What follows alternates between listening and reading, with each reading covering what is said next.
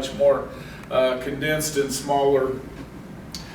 And hopefully you are here as gaining some information about the Reality Store for March 13th at Colonel, I always get them mixed up, Clifford Pierce, Colonel John Wheeler Middle School in Crown Point. This is the third year that we've been in Crown Point. We've been doing it about 15 years in the Maryville School, so we're excited for that. We are really connecting, and the schools in Crown Point has adopted it, the teachers, and just moving forward. So definitely first, we just say a big thank you for volunteering your day, volunteering to be a part of this educational experience for the 8th graders in Crown Point at both Taft and Wheeler Middle Schools. I'll say this probably again, but those that are standing, as well as Trudy and Cindy, are part of the Education Committee, the best committee division in the chamber, and the busiest and most, they are, and have the most activities of any division of the chamber. And so I think I can say it and back it up.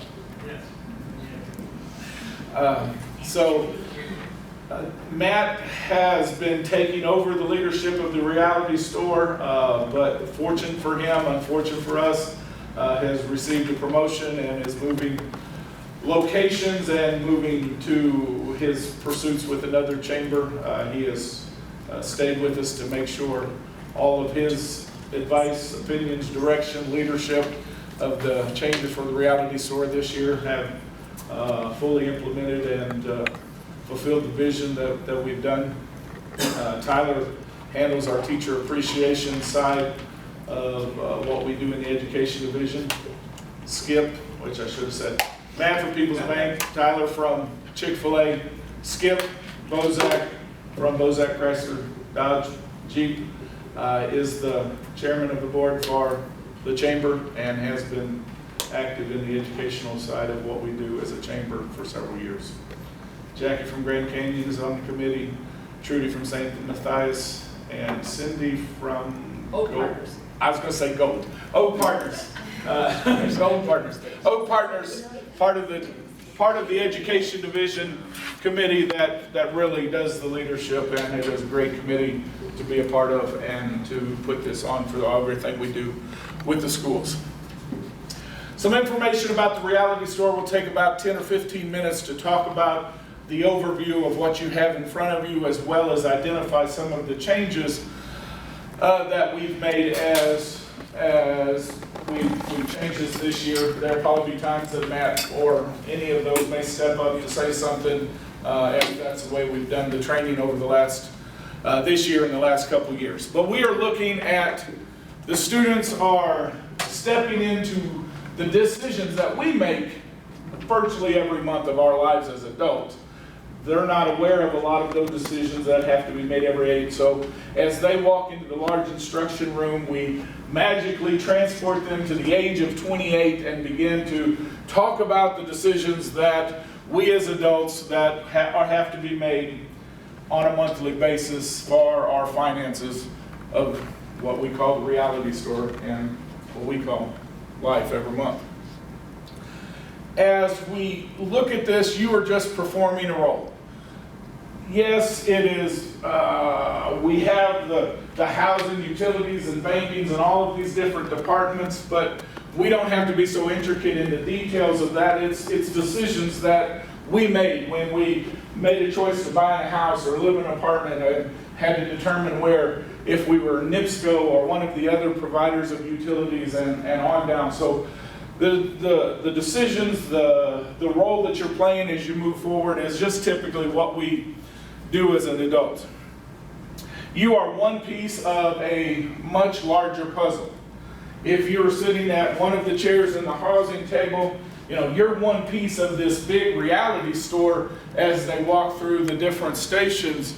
But the day of the Reality Store is also one piece of a much larger educational experience that the students are involved in. they come into the large instruction room with a job, with a paycheck, with what the expectation of their family is going to be at the age of 28, and begin making those decisions of life. But they have come to that place of what their job is, what their family is, through a series of other educational things. They start with a interest inventory, outlined by the guidance department, where it, through a series of questions, comes with some areas of interest that it seems to fit their personality, their interest. From that, then they do a homework assignment to see what jobs fit that line of interest.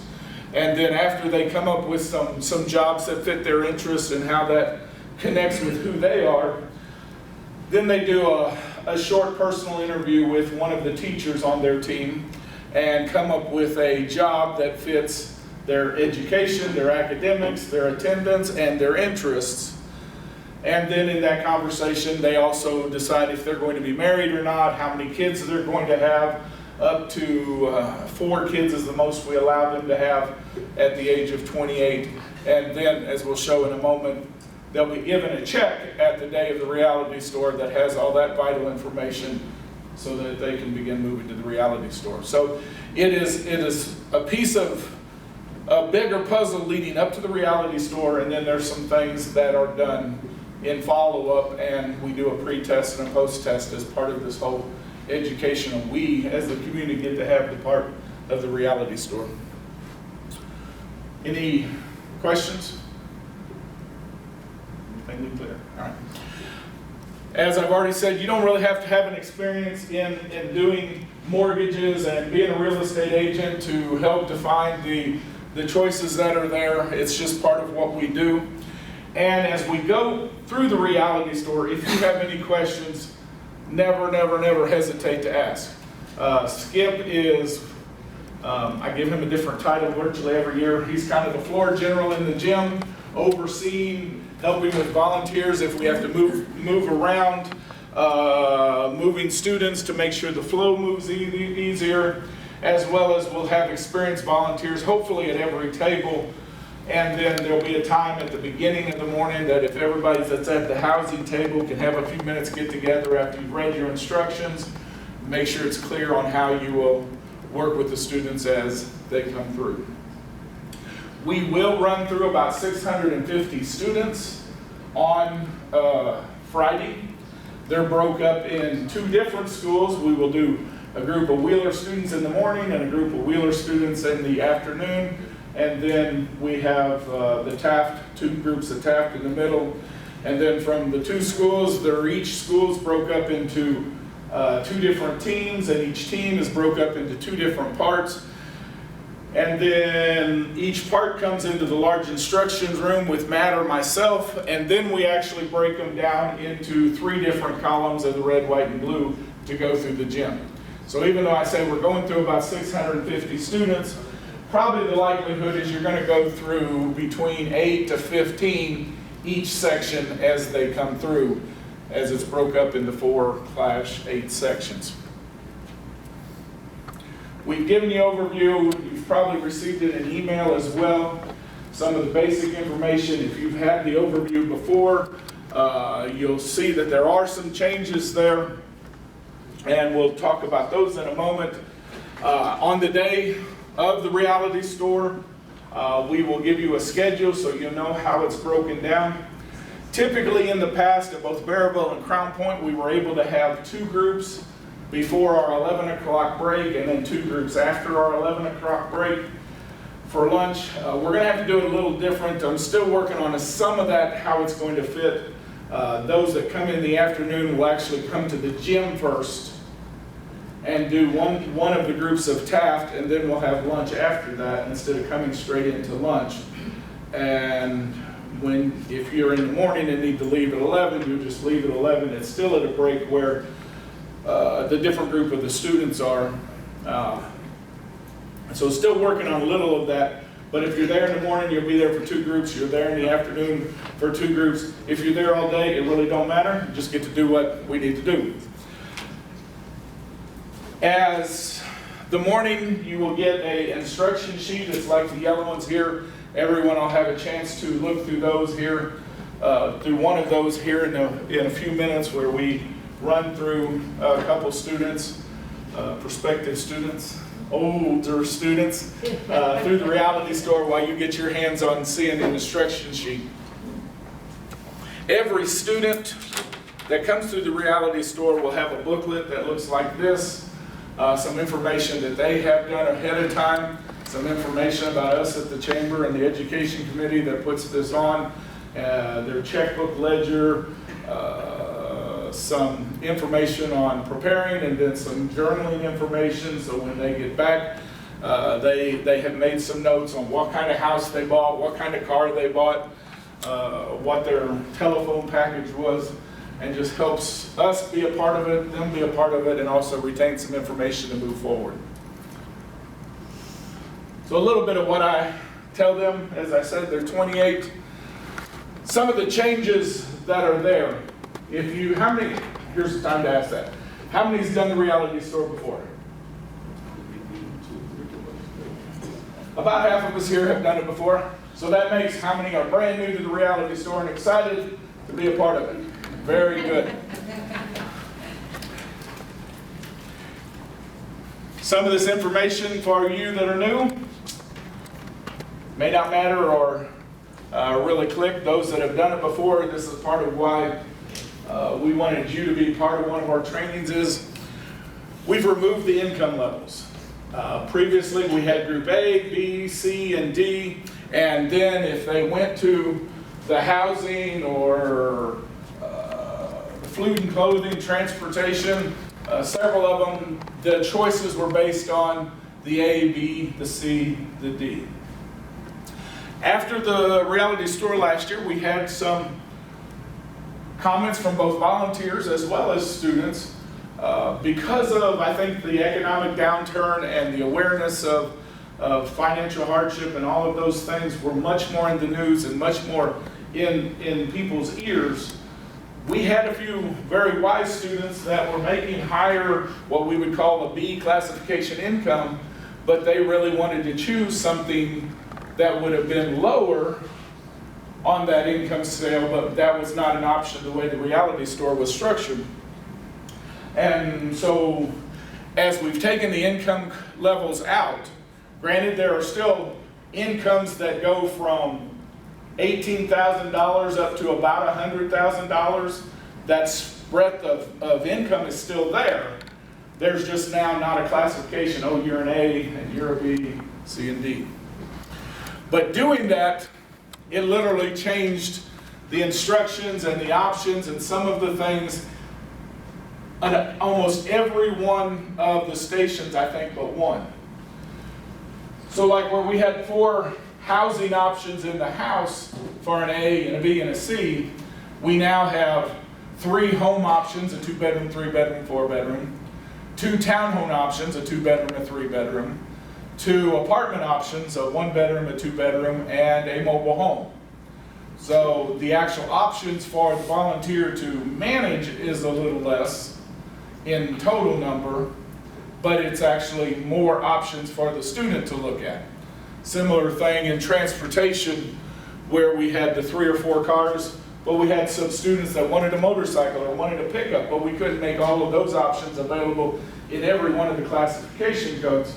So we've offered a new and a used option of a motorcycle, a pickup, an SUV, a sedan, a sports car, probably something else, but you get the tape.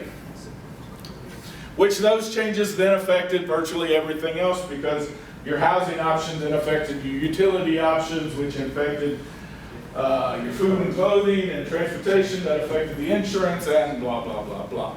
So one little change that seemed like, hey, we're just going to take A, B, C, and D out of it, affected everything. And then actually out of one of the first training we did, as Matt was being our mock student going through, he got to phone, cable, and internet and realized, you know, there are some other options in today's world that 3, 4, 5 years ago that wasn't involved. So we've made a Netflix and a Hula option. but requiring you have to have internet.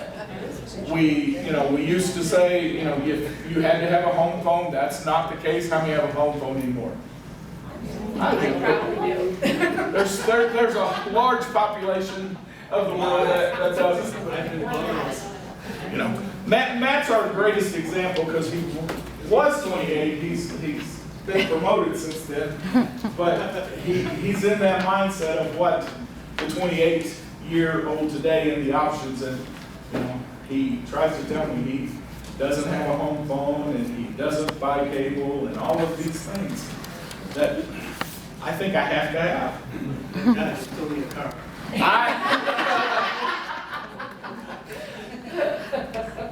Well, that's the other side I like, because he needs a car, and he needs a truck, and he needs a motorcycle. Where I was when I was 28, too. Any questions about the classification codes and how that affects, especially from you that have done it before?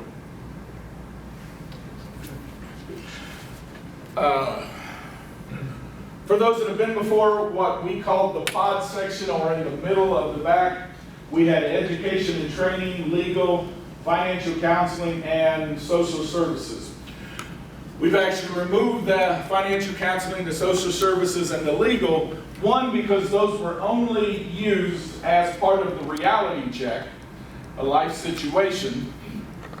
And now the volunteer that's sitting at the reality check will actually work through each one of those scenarios of how life happens, instead of sending them somewhere else, because the volunteer at the reality check, all their job was here, pick, go. They weren't actually doing much of a voluntary mission, especially when you compare them to making housing choices and making transportation coding, and the one that has 3 or 4 options of food, clothing, and childcare. There are a couple scenarios still left in the reality check that may send them to the life coach, because you may have lost your job or you may have faced malpractice and have to go find another profession. Did you change life education? Is that life coach now? Life coach is previously education and training. There's not been much changing to the actual script, but in part of our discussion, we like the idea of coaching and trying to give them options versus, the cut and dry side, which is why we have the decision-making tree. Some of the kids, especially if they've had brothers and sisters, may not like this one. We've removed the entertainment luxury. We've removed the place to go buy vacations and sports packages and SUV, or not SUVs, what's the small ones? ATVs. To bring in a more educational piece of it, and it's called the Reality Store Review, and the volunteer there is going to do a brief interview with the student. They're actually going to fill out a card with some information. We as the education division are going to review that, and then our goal is after the first year, mid-January, February, get the cards back to the students so they can then again connect with the decisions and the experience that they faced in the reality store. As we just said, we renamed education training to life coach. As you see in the overview, as you go through this, some of those have some very small incomes, and they could literally run out of money in these first 3 or 4 spots. If that happens, that's life. How many's in here always had an abundance of money? We send them to the life coach. They walk through some scenarios, they make some decisions, decide part-time job, go back to school, different options, and see what is the best thing for them. Hopefully come out of that with a little more income. But if they do go back to school, we also go through, well, you got a student loan now that has to be paid. So it's both sides of that. So this isn't like last year we would send them back to get a different car? No, that should have never happened. I'm not sure how all that got involved. If they bought this house, they got to figure out how to do it. If they make the crazy decision that me, like I want, the brand new sparkly green Challenger. Dodge Challenger, I can make that happen for you. I've heard that before somewhere. So it's more education. Yes. Yeah. We can't send them back to make another decision, but we try to help them work through the decisions they make. You know, you can take back this sweater vest if you don't like it, but Skip's not taking that Challenger back once you sign the paper. Ooh, it belongs to a finance company. And that's a whole different scenario. We have rearranged a little bit with the changes, as well as some of our conversation, and the biggest change in the map is we've moved banking up to right after housing and utilities to have some conversations about saving money and retirement and finances and how that fits in before a lot of the others. Because banking used to be after phone, cable, and internet, and we would talk about it.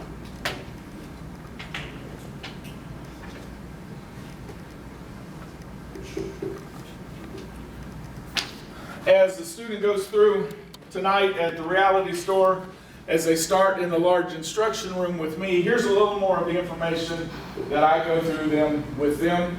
We talk a little bit about the check. I didn't change the check. This one still has a classification code on it, but sorry. I'm not sure the schools are going to have their checks with that out, but if it's still on there, we're just going to be ignoring it as well. We talk about if they're married, that we're going to make the assumption their spouse is contributing to the income. Talk about what their total monthly salary is. We'll go and talk about this wonderful part of the check, where some of our money goes, what we receive because we pay federal taxes, state taxes, and how that's calculated very quickly. We come back and talk about how many kids they have, and I usually do some fun questions on them having a cell phone, them having a computer, and then finding out if any of them actually pay for it themselves, which typically we know, none of them do. We start talking a little bit about how expensive kids are and emphasize you have the choice to have them. Can't give them back, they're yours.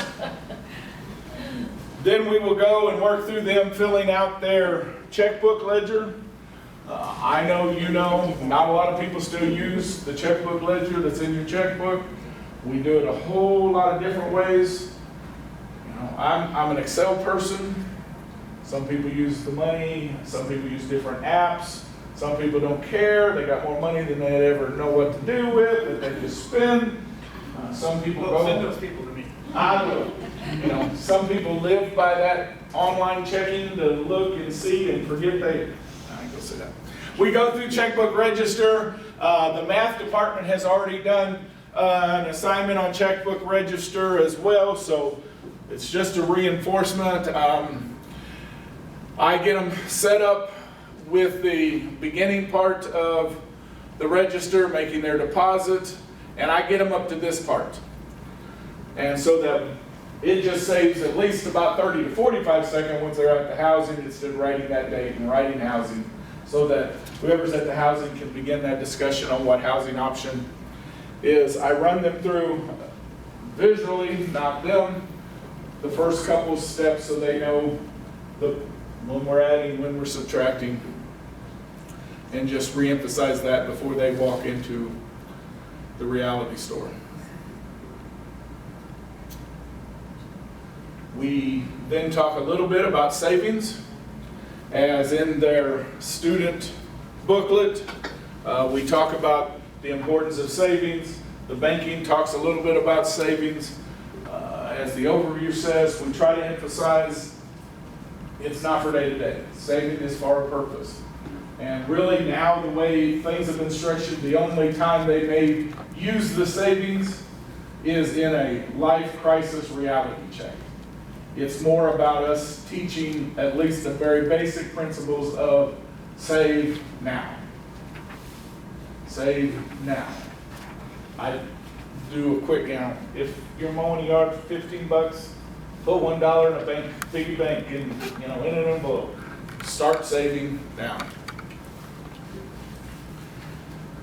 Then I kind of end with them. It's fun. It hopefully will be much more fun in the reality store for the next hour, hour and a half than sitting back in the classroom. And then I talk a little bit about you as the volunteers, respecting your experience, your professional, the ownership of the business, the years you've been working, as well as trying to encourage them to have a conversation with you, especially if their job is in relation to your profession, your career. This year we've brought in the sponsorship, so if you have met the criteria for the sponsorship, you are more than welcome to bring one of your table cloths and put it on the table. We're going to have a marketing table at the very back of the gym that if you want to put some pamphlets there for the other volunteers or even the students to look at as part of the sponsorship, as well as you've been listed already in some of the information that's went out. The last rule is, on this day, we're here for the kids. We're here as this educational piece with the kids. There'll be times for breaks. There'll be plenty of time that if you need to check into your office, you need to check your email.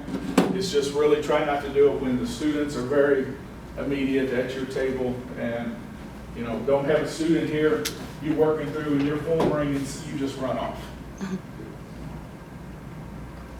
It's our tendency, because we think everything's that important. But there's probably only the one or two people in your life that if you call, it is that dire of emergency. It can wait 10 minutes. So we want to just try to make that the priority. Matt, Tyler, Skip, anything I missed? Anything you want to add? Okay, there's going to be questions throughout the day. I will be there. Just flag me down. If I don't have an answer for you, I'll make something up on the spot that sounds good. The important thing to remember is this is going to be the best reality store that these kids have ever had, because it's the only one they ever had. So they don't know any different. So if you think you're messing up, they don't know. You're actors.